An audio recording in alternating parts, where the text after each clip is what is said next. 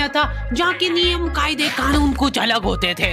इस जेल के कैदी डेली अपने घर से बस्ता टांग के यहाँ पे आते हैं दिहाड़ी करने। कई माँ बाप उनके बच्चों को खुद इस जेल में फेंक के जाते हैं ताकि उनका बच्चा जिंदगी में एक सक्सेसफुल दिहाड़ बन सके। दरिंदे रोक दे बच्चा। मैं अपनी दिहाड़ी करने वैन से जाता था। हमारी वैन वाले ड्राइवर का नाम था भैया जी और उसकी वैन का नाम था मैजिक, जिसका हर दूसरे दिन टायर पंचर हो जाता था। बच्चे लोग स्कूल जाके पढ़ना सीखे ना सीखे टायर पंचर बनाना जरूर सीख जाते थे। लेकिन भैया जी से मेरा अलग अटैचमेंट था। उनसे मेरे को दिल से नफरत थी। ये आदमी सुबह 5 बजे आके मेरे घर के सामने हॉर्न बजाता था। अरे भैयू, ओए भैयू, जल्दी से तैयार हो जा बेटा, 5 मिनट में निकलना है फटाफट। 9 बजे का स्कूल है यार हमारा। लेकिन ये आदमी सुबह सबसे पहले आके मेरे को लेता था।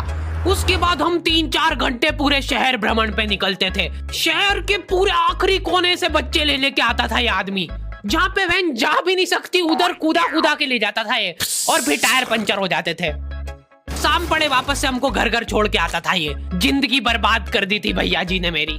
सबसे पहले लेते थे और सबसे आखिर में छोड़ते थे। लेकिन मैं फिर भी उसी वैन में जाता था क्योंकि चमेली भी हमारी वैन में ही आती थी। और बात यह है कि वो मेरे पास ही बैठती थी, मतलब मजबूरन। उसके पास और कोई ऑप्शन ही नहीं बचता था और मैं बचाता भी नहीं था। मैं घर पे जाते थे, जो 2-3 घंटे मेरे को सोने के लिए मिलते थे उसमें सोता नहीं था और मैं प्लानिंग करता था कि कैसे चमेली सिर्फ मेरे पास बैठे। चमेली सबसे आखिर में आती थी और मैं सबसे पहले सुनसान वैन में चढ़ के बस्ता अपने पास में रख के और फसर के सो जाता। कानूनी पेन फाइट का सट्टा खेलते थे ये लोग क्लास में। उससे मेरे को प्रॉब्लम नहीं है, मेरे को क्यों नहीं? हाँ, हमारी क्लास में पेन फाइट का सट्टा चलता था। हमारे इधर जो लौंडा पेन फाइट में जीतता था सामने वाले का पेन उसका हो जाता था। कुछ बच्चे अपना सब कुछ दांव पे लगा देते थे और कर्जे में डूब जाते थे। फिर भी वो लोग हार नहीं मानते थे और अपने दोस्त से पेन उधार लेके खेलते थे और वापस हार जाते थे। तो अब क्लास में कुछ बच्चों के पास पोटला भर के पेन पड़ा है और कुछ बच्चों के पास। हमारे इंग्लिश वाले टीचर का नाम था छोटा भीम। इससे चिड़चिड़ा आदमी मैंने आज तक नहीं देखा। छोटा भीम की हॉबी थी लड़कों को कूटना। उस बेचारे की हाइट छोटी थी तो बच्चे के मुंह तक उसका हाथ ही नहीं पहुंचता था। बेचारा उचक उचक के मारता था, फिर भी कमर तक ही हाथ पहुंच पाता था उसका। एक पॉइंट पे मेरे को ऐसा लगने लग गया था कि उसको सैलरी लड़कों को कूटने की मिल रही है। कभी किसी बच्चे को बहुत ज्यादा मार दिया, घायल हो गया वो बेचारा, ये लो आपका एक्स्ट्रा बोनस। होमवर्क तुम्हारा बाप करेगा क्या? सर मेरे पापा मर गए थे। तू भी मर जा। ये लो। अरे वाह, नहीं चल रही, सांस तो नहीं चल रही है। हाँ, कंफर्म मर चुका है ये। ओह, ये लो आपका प्रमोशन हो गया है। लड़कियों से उसका अलग अटैचमेंट था।